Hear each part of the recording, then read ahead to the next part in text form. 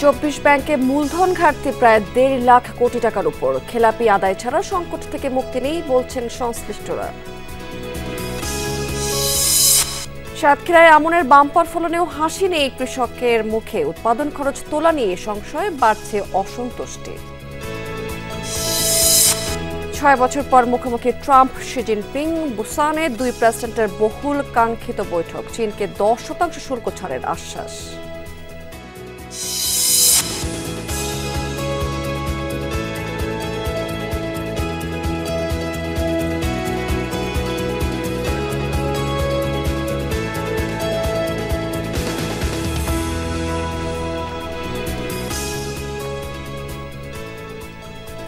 আমন্ত্রণ বিজনেস টুডেতে এতক্ষণ শিরোনাম দেখছিলেন, এবার চলে যাচ্ছে পুরো খবর এবং পুরো সময় জুড়ে আপনাদের সাথে থাকবো আমি রাবিয়া স্মৃতি।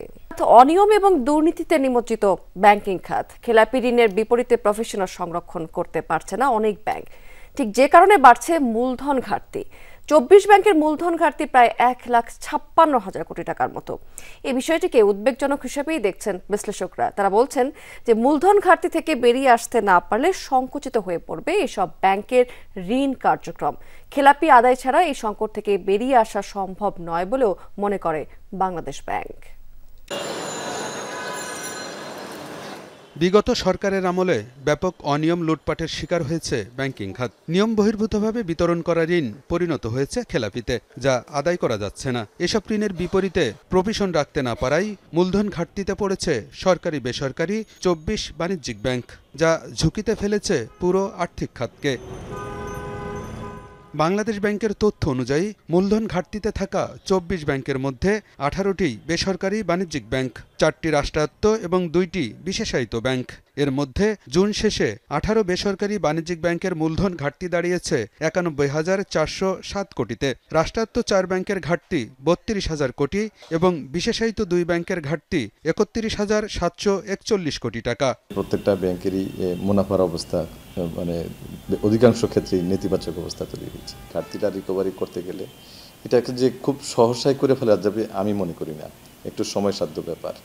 ব্যাংকগুলোর হেলথ যখন ভালো হতে থাকবে, আলটিমেটলি যখন আমার খেলাপির পরিমাণ কমে আসতে থাকবে, আলটিমেটলি এদিকটাতে ভালো অবস্থা তৈরি হবে। গভর্নমেন্টের কাছ থেকে অলরেডি পেয়েছি 963 কোটি টাকা, সেটা হলো শেয়ার ডিপোজিট মানি, সেটা পেড আপ ক্যাপিটালে পরিণত হবে।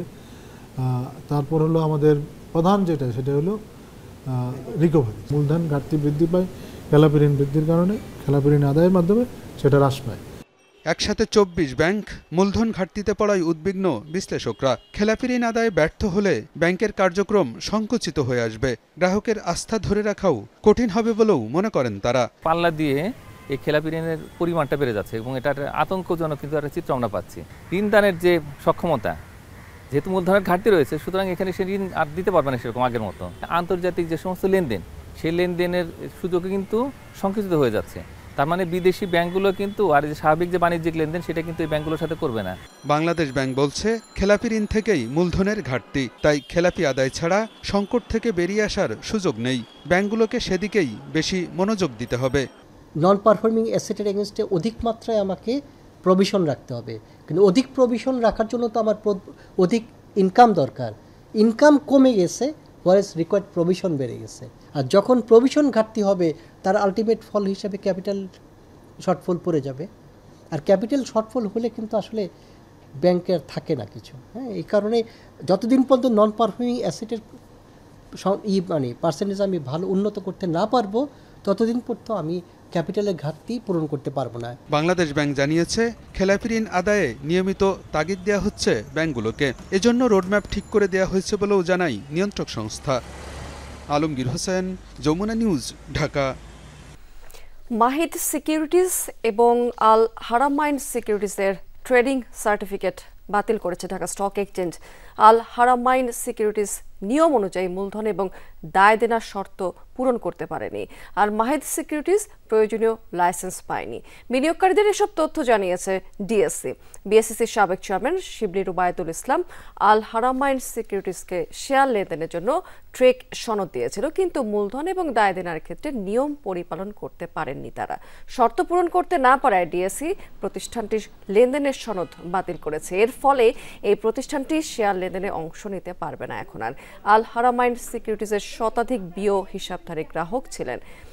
গ্রাহকের তহবিল এবং সিকিউরিটিজ নিষ্পত্তি সংক্রান্ত অভিযোগ থাকলে 13ই নভেম্বরের মধ্যে ডিএসসিকে জানাতে হবে। মালয়েশিয়াতে রিক্রুটিং এজেন্সির নামের তালিকা চেয়ে বাংলাদেশ দূতাবাস বরাবর চিঠি দিয়েছেন মালয়েশিয়ার পররাষ্ট্র মন্ত্রণালয়। কলিং ভিসার জন্য আগামী 15ই নভেম্বরের মধ্যে প্রেরণ করতে হবে নামের এই তালিকাটি। চলমান সিন্ডিকেট ভেঙে কর্মী নিয়োগ সহজ করতে উন্মুক্ত শ্রম বাজার পরিকল্পনায় সম্মত হয়েছে দেশটির সরকার। তবে কলিং ভিসায় কর্মী প্রেরণে 10টি বাধ্যতামূলক শর্ত পূরণ করতে হবে রিক্রুটিং এজেন্সিকে। এর মাঝে একটিও পূরণে ব্যর্থ হলে সেই প্রতিষ্ঠানের আবেদনপত্র বাতিল করবে কর্তৃপক্ষ। দুই দেশের মাঝে গঠনমূলক এবং নীতিগত শ্রম অভিবাসন প্রক্রিয়া শক্তিশালী করতে যৌথভাবে নেওয়া হয়েছে এই সিদ্ধান্তটি। টানা 4 দফা দাম পতনের পর আবারও দেশের বাজারে বাড়ানো হয়েছে স্বর্ণের দাম। ভরিতে 8,900 টাকা বাড়িয়ে 22 ক্যারেটের নতুন দাম নির্ধারণ করা হয়েছে 2,02,709 টাকা। সকাল থেকে এই নতুন দাম কার্যকর করা হয়েছে। বাজুস বলছে যে স্থানীয় বাজারে তেজাবি স্বর্ণের দাম বেড়েছে, ফলে সার্বিক পরিস্থিতি বিবেচনা করে নতুন এই মূল্য নির্ধারণ করা হয়েছে। এর আগে গত 28 অক্টোবর বাজুস সর্বশেষ স্বর্ণের দাম সমন্বয় করেছিল। তখন ভরিতে 10,474 টাকা কমিয়ে 22 ক্যারেটের স্বর্ণের দাম 1,93,809 টাকা নির্ধারণ করা হয়েছে। চলতি বছরে এই নিয়ে 71 বার স্বর্ণের দাম সমন্বয় করা হয়েছে। এর মধ্যে 49 বার বেড়েছে এবং 22 বার কমেছে। 4 মাস পরিচর্যা শ্রম শেষে এখন মাঠের ধান ঘরে তোলার পালা। সাতক্ষীরায় এবছর আমন মৌসুমে ধানের বাম্পার ফলন হয়েছে, তবে দাম নিয়ে রয়েছে অসন্তোষ। কৃষকরা বলছেন যে সবকিছুর দাম বেড়েছে, ধানের দাম বাড়েনি। সরকারের সংগ্রহ মৌসুম শুরু হলে দাম তখন কিছুটা বাড়বে বলছে কৃষি বিভাগ।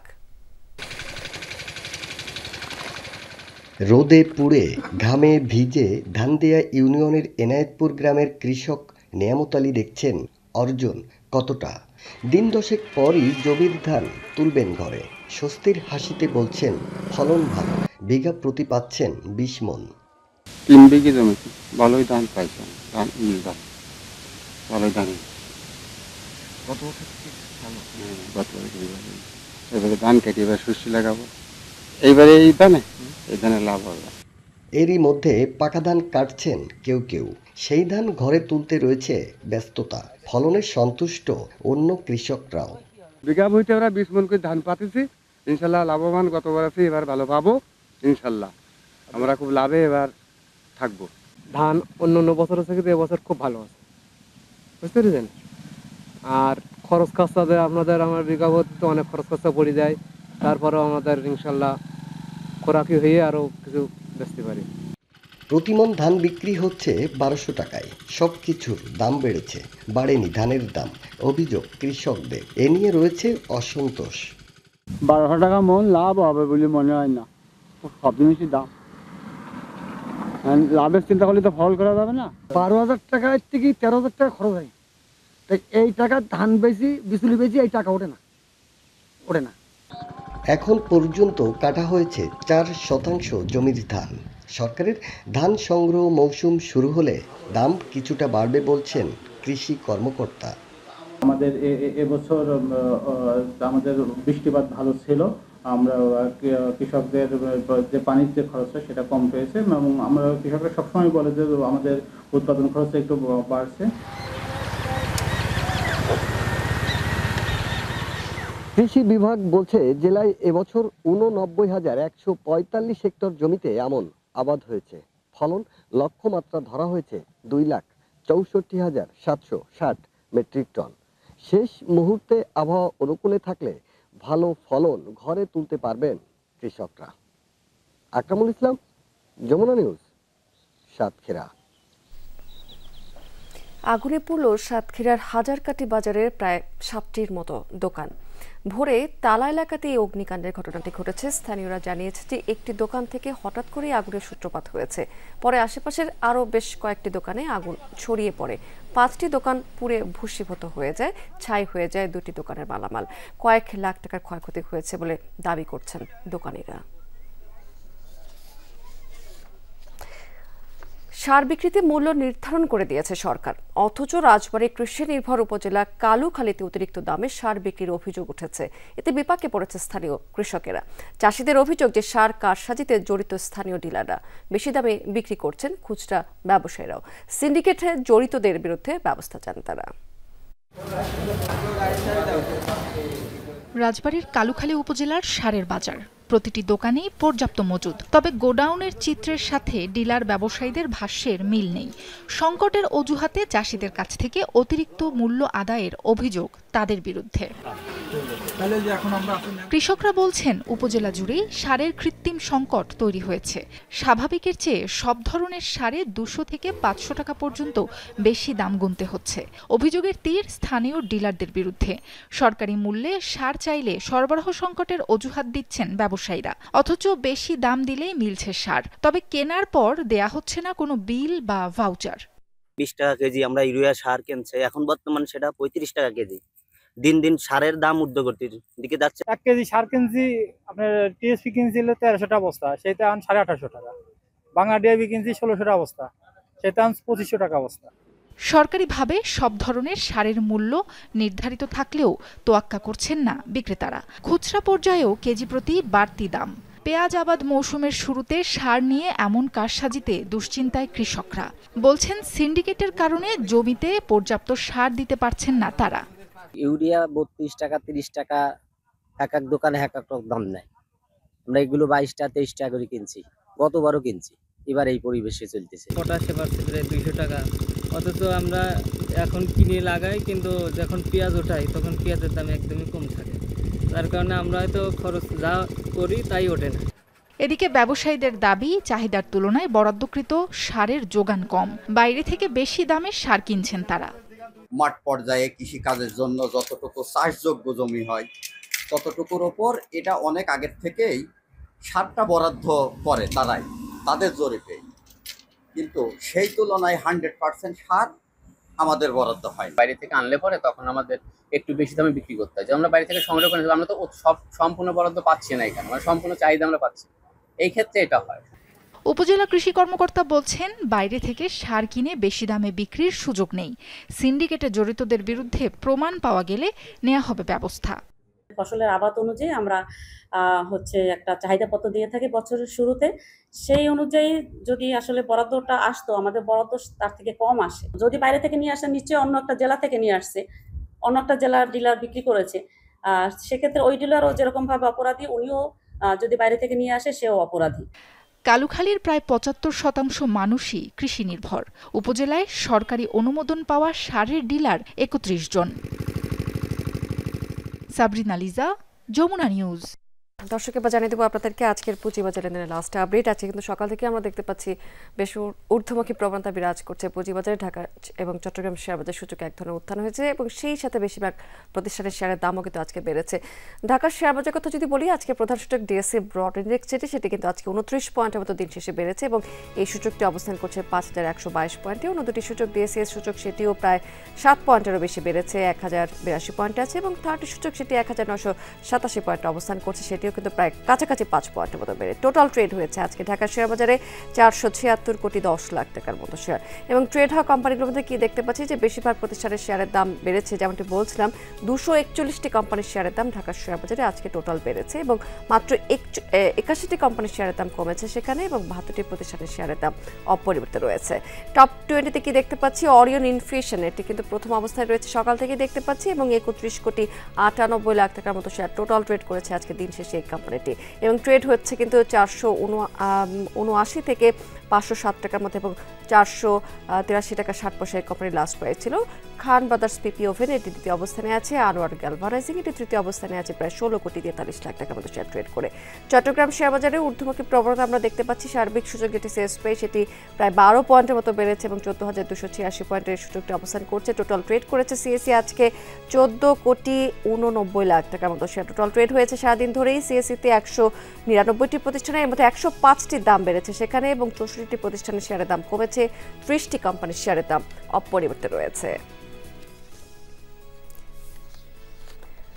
দর্শক, এই ছিল আমার হাতে পুঁজিবাজার লাস্ট আপডেট। আমরা অন্য প্রসঙ্গে চলে যাচ্ছি, আন্তর্জাতিক প্রসঙ্গে চলে যাচ্ছি। চীনা প্রেসিডেন্টের সাথে বহুল আলোচিত বৈঠক শেষে সম্পর্কের বরফ গলার ইঙ্গিত দিয়েছেন ডোনাল্ড ট্রাম্প। তিনি জানিয়েছেন যে 1.5 ঘন্টার বৈঠকে চীনকে 10% শুল্ক ছাড়ের আশ্বাস দিয়েছেন মার্কিন প্রেসিডেন্ট। বাণিজ্য চুক্তি 1 বছরের জন্য বর্ধিত করেছে দুই পক্ষ। দুই প্রভাবশালী রাষ্ট্রপ্রধানদের মধ্যে আরও বেশ কয়েকটি ইস্যুতেও সমঝোতা হয়েছে। সিদ্ধান্ত হয়েছে যে মার্কিন প্রেসিডেন্টের চীন সফরের পর যুক্তরাষ্ট্র সফর করবেন শি জিনপিং।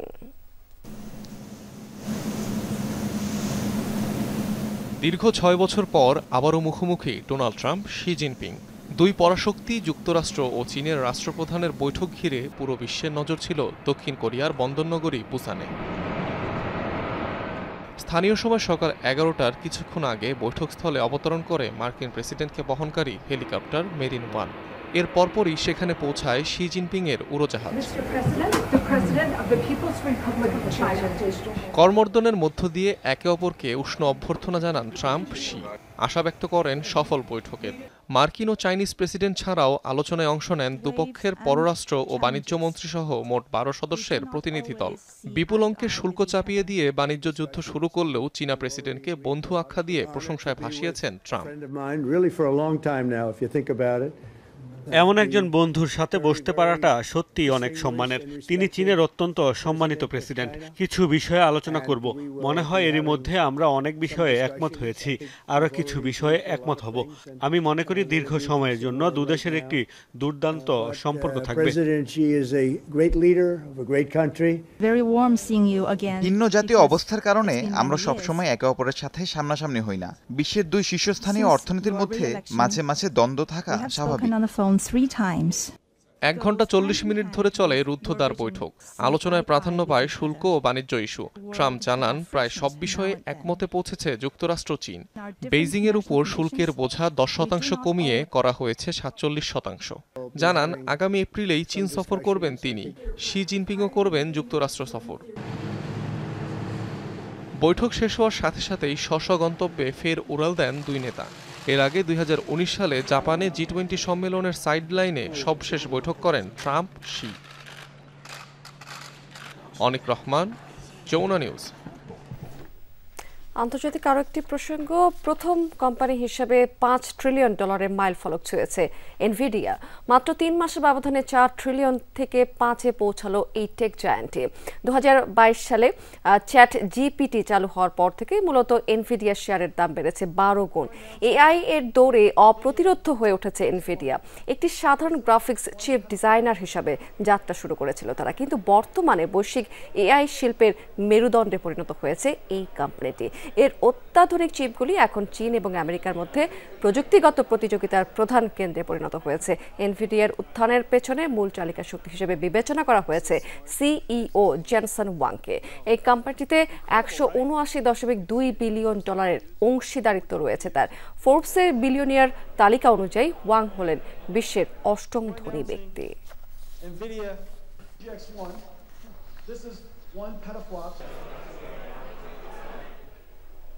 দর্শক, এই ছিল বিজনেস টুডে এখনকার আয়োজনে। এতক্ষণ সঙ্গে থাকার জন্য ধন্যবাদ আপনাদের সবাইকে।